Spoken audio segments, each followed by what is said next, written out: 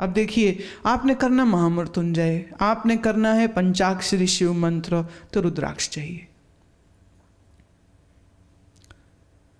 क्यों?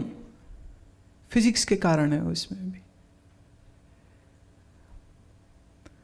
जैसी हमारी प्रयोजन है, जैसा हमारा मंत्र है, उस साउंड फ्रीक्वेंसी के साथ उस मंत्र की इंटोनेशन में हमें वो ही धातु की बनी हुई माला चाहिए।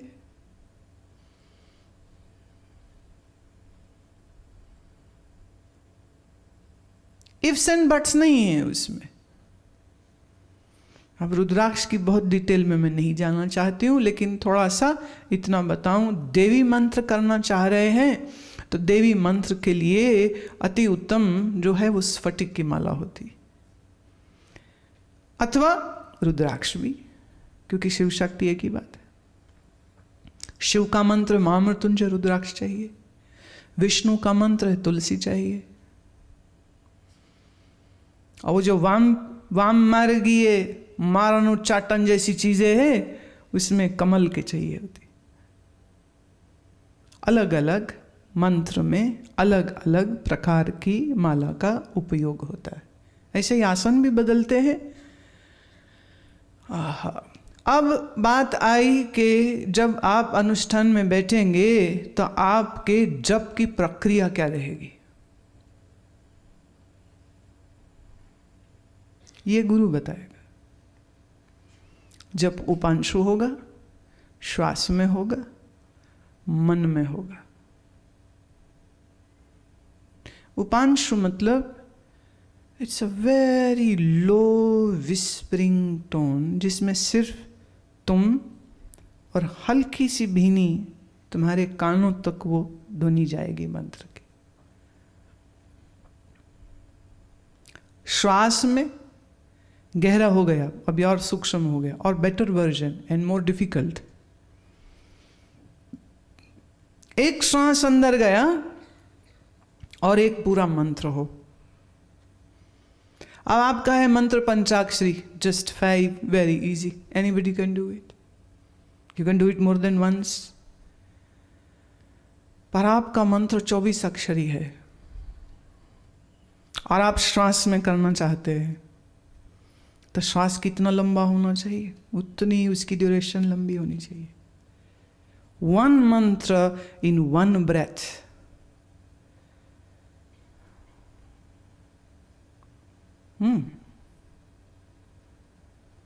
अब देखिए, इसमें फिर प्राणायाम का संबंध आ गया ना। अच्छा, लंग्स में दिक्कत है, साइनसेस में दिक्कत है, माइग्रेन है, सांस ही ठीक नहीं आती है, पहले फिर उसको ठीक कर लो। रोग है, पहले रोग ठीक करिए।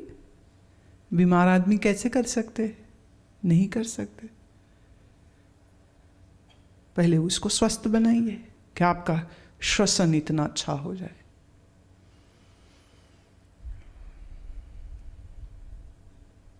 दीर्घकालिक श्वास करने के लिए it requires very patient work on one self.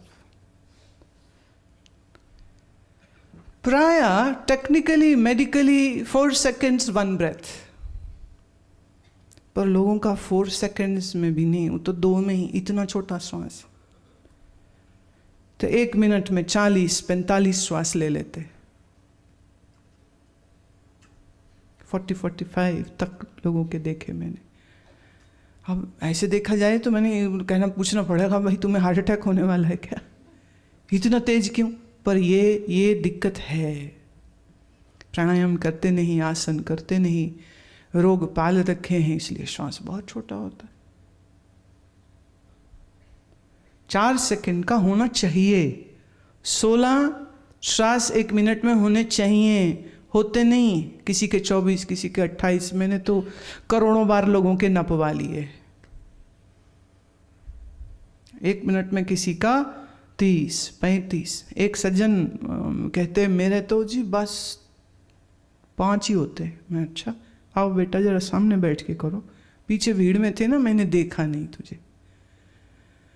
और जब मेजर किया तो उनके 30 निकले। अब देखिए गिनती भी नहीं आती। श्वास की लंबाई, अब देखिए एक ही सांस भरो तो आपने लगा लिया जोर तो चला गया 10 सेकंड। पर अगर मैं कहूं कि अगले 1 घंटे तक 10 सेकंड ही जाए अंदर, तो वो उत्तर उत्तर घटता जाएगा। स्ट्रेंथ नहीं है ना लंग्स में उतनी। अब जिसका पूरक माने श्वास लेना, जिसकी इनहेलेशन 3 मिनट की हो, तो उसके एक श्वास में कितनी गायत्री हो जाएंगी? और 2 मिनट हो तो एक ही श्वास में 2, 3, 4 गायत्री भी कर लेगा।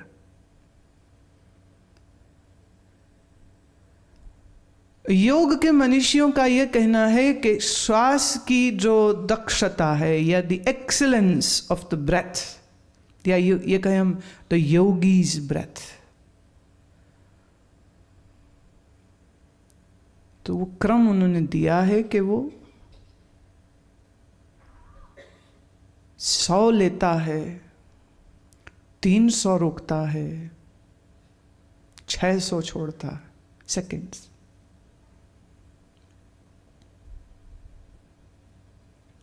तीस लेता है,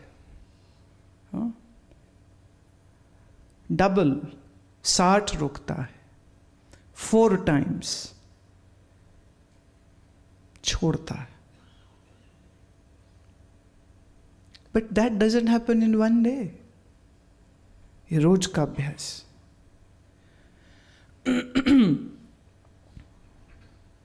ये रोज की चीज होती है। तो इरिस्पेक्टिव ऑफ कोई मंत्र अनुष्ठान करे न करे, लेकिन अपने श्वास पर तो काम करना ही चाहिए।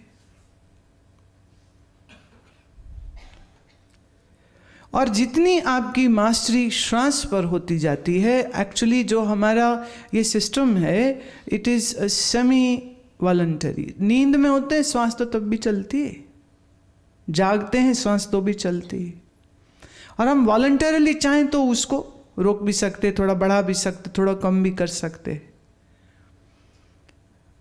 इस इनवॉलंटरी या कहे सेमी वॉलंटरी सिस्टम को टोटली वॉलंटरी बनाना, तो we are overriding the mechanism of body's respiratory system.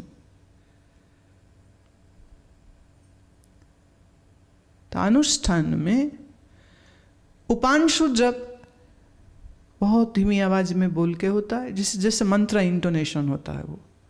दूसरा श्वास में जप, श्वास अंदर गई मंत्र हुआ, श्वास बाहर गई मंत्र हुआ, और यही पैटर्न, यही क्रम पूरे समय बना रहता है। तीसरा मानसिक जप। अब मानसिक जप वो कर सकते हैं जो अपने मन को पूर्णतः वैराग्य से, एकाग्रता से मांझ चुके। तब एक बार मंत्र हुआ, फिर दूसरी बार हुआ, फिर तीसरी बार भी हुआ, फिर चौथी बार भी हुआ, तो अगर वो 5000 मंत्र जप करने बैठा है एक समय में, तो वो 5000 बार सिर्फ मंत्र ही सोचेगा और कुछ नहीं सोचेगा, नथिंग एल्स। तो सबसे श्रेष्ठ मानसिक जप को कहते। 2 नंबर पे माला से किए गए जप को कहते, और 3rd नंबर पे उपांशु जप को कहते, जहां हम बोल के, देखिए जब आप बोलते हैं तो आपको बोलने में आपकी जिह्वा का इस्तेमाल होता है। अच्छा, जिह्वा को उल्टा लिखो, क्या बन जाएगा? बीजा।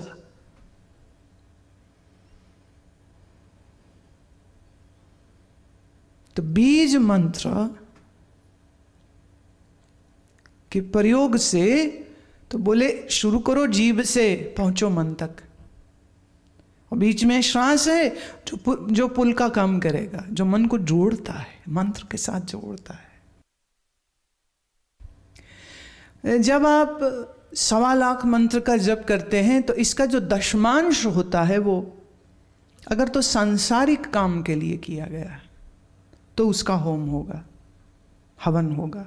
मैंने हर आहुति के साथ एक मंत्र, हर मंत्र के साथ एक आहुति, दशमांश 1/10 of that will be done in a home. और अगर मंत्र शांति मंत्र है, देव मंत्र है और दुनिया का कुछ नहीं चाहिए, फिर होम की कोई ज़रूरत नहीं। फिर 1.25 लाख मंत्र पूरा हो जाए तो उसके बाद दशमांश और जप करता है, 1/10 मोर।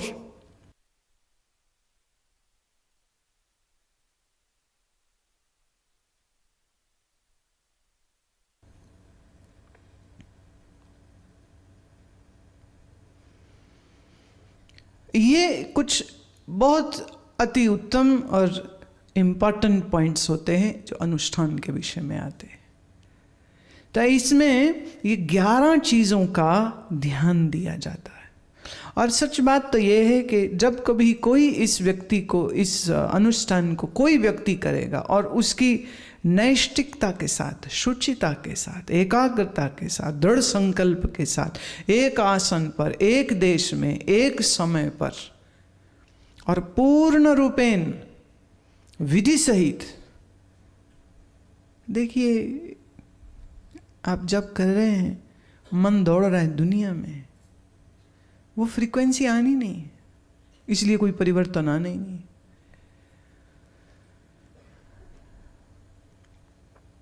Energy has to transform, will transform. कि आपने भगोने में पानी रखा, पतीले में पानी रखा, नीचे आग जलाई। आग अगर इस बर्तन के नीचे है तो पानी में कुछ चेंज होगा नहीं होगा? आप कहो पानी रखा हमने पर पानी में कोई चेंज नहीं आया, क्या कहेंगे? आग नहीं थी नीचे।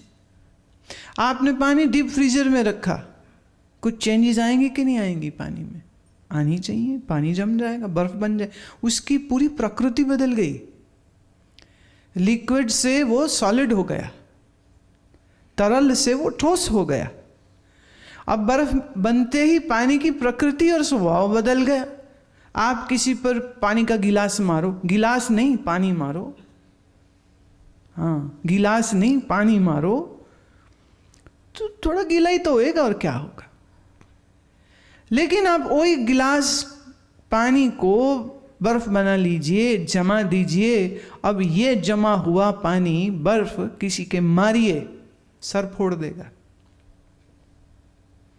आप नॉर्मल पानी किसी के ऊपर गिराइए, कुछ नहीं होगा, भीग जाएगा जरा सा और तो कुछ नहीं होगा। पर यही पानी आप उबाल दीजिए और उबलता हुआ पानी किसी पर गिर जाए, कुछ चेंज नहीं होगा?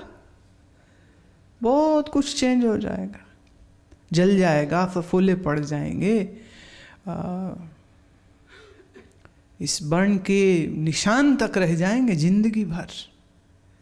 ये क्या हुआ था? ये किसी ने मेरे पे गर्म पानी गिरा दिया था, दाल गिरा दी थी, सब्जी गिरा दी थी, तेल गिर गया था।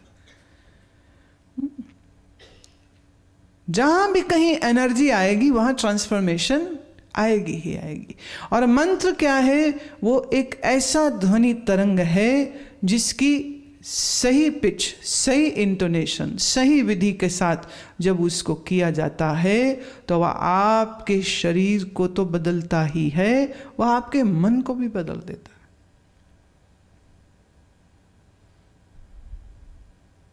लेबोरेटरी में ये टेस्ट हुआ, और एक ही बार नहीं, सिर्फ एक मैकगिल यूनिवर्सिटी में ही नहीं, ऐसे बहुत सारे अलग अलग एक्सपेरिमेंट्स जो हैं वो जापान में हुए हैं, अमेरिका में हुए हैं, इंग्लैंड में हुए, और जर्मनी में तो कितने ही हुए। मंत्र का एक अपना विज्ञान है, the physics of the sound, and how sound can change everything.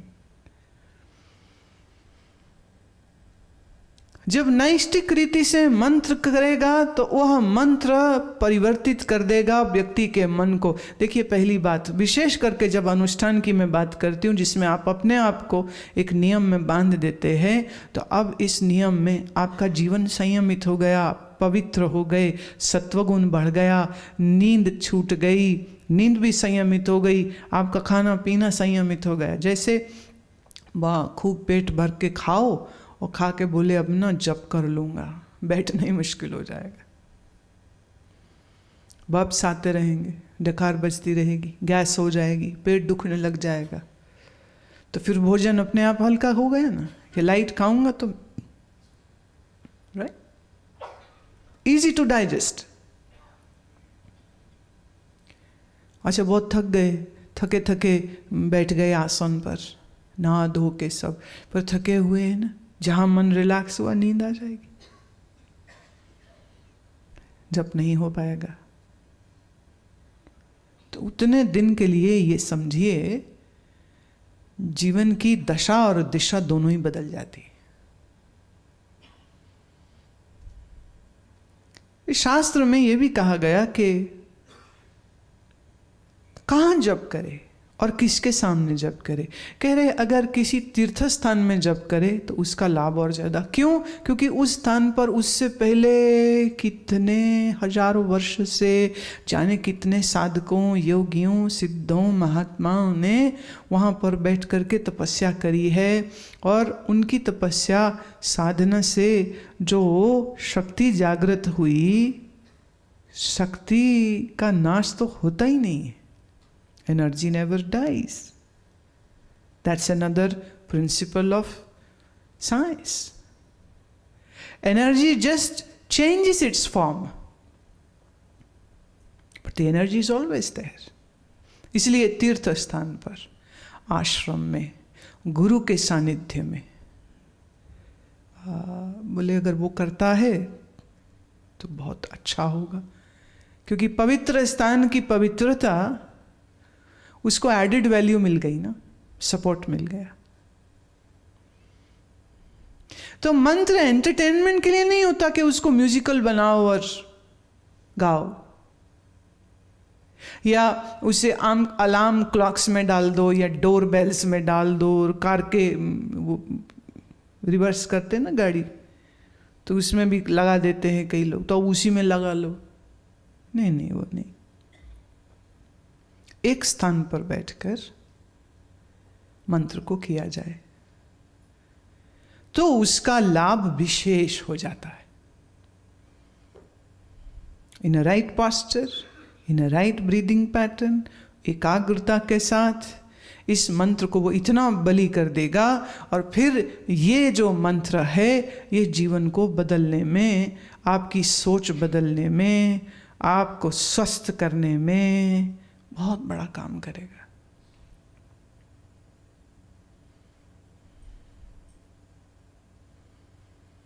अब थोड़ा सा एक एक्सपेरिमेंट जो आप करेंगे। पहले सांस को गहरा भरना और इस तरह से बाहर छोड़िएगा कि पूरा पेट अंदर की ओर पिचक जाए। Squeezing your stomach in when you exhale out. Be focused more on exhalation. सांस भरी और सांस छोड़ी, और जब छोड़ें तो पूरी तरह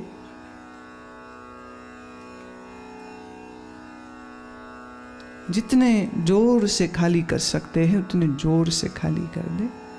Some extra effort in exhalation. सांस पूरा भरिए और फिर पूरा निकाल दीजिए। And when you exhale out, squeeze the stomach in. You empty the stomach. Literally, you should feel it that stomach is going in. महसूस होना चाहिए पेट अंदर की ओर पिचक रहा है, भींचना है पेट को। तो lower abdomen, the upper abdomen. जब सांस भरे तो छाती फूले, पेट फूले।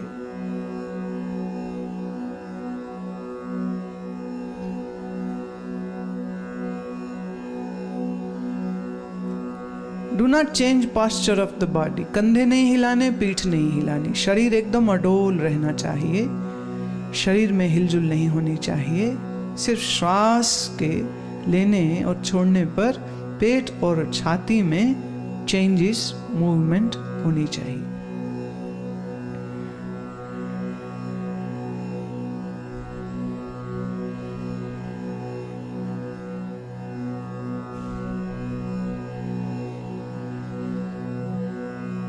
पूरा ध्यान श्वास में रखिए।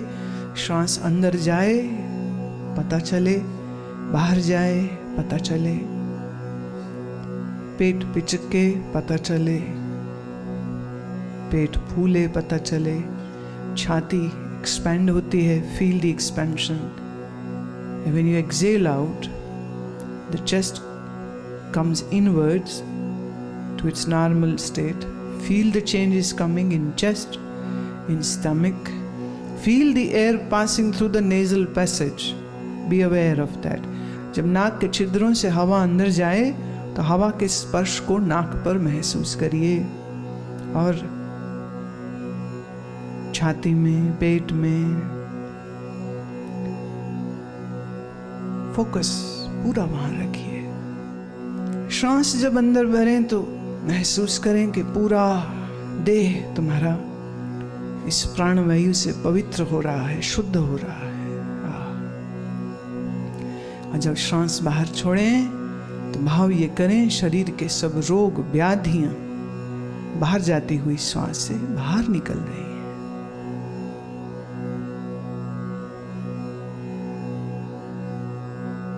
B focused on your breath.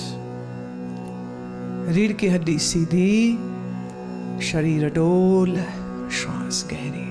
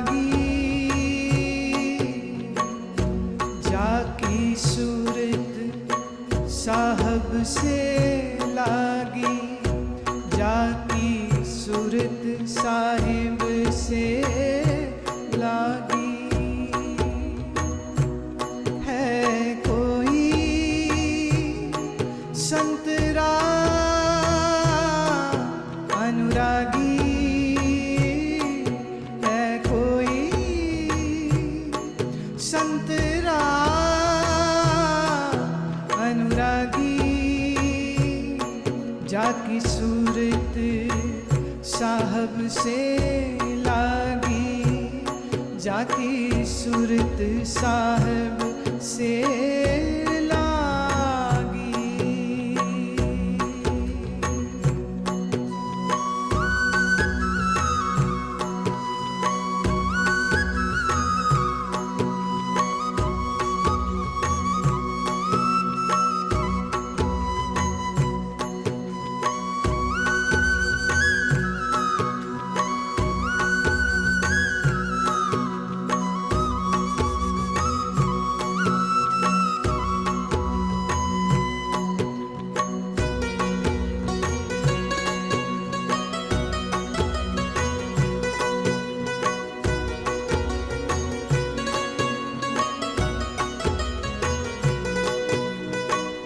अरस परस पिब के रंग राती, होए रही पतिव्रता। दुनिया भाव कछु नहीं समझे, जो समुद्र समानी सरिता। है कोई संतरा अनुरागी, है कोई संतरा अनुरागी जाकी सूरत साहब से लागी, जाकी सूरत साहिब से लागी।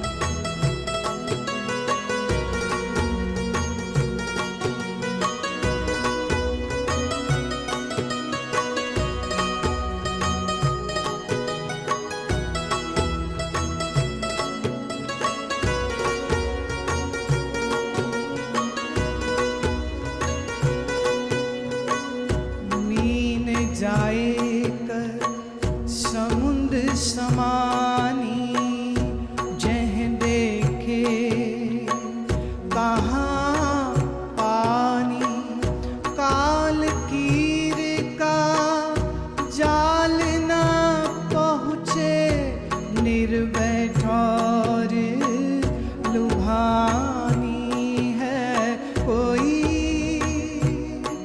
संतरा अनुरागी है कोई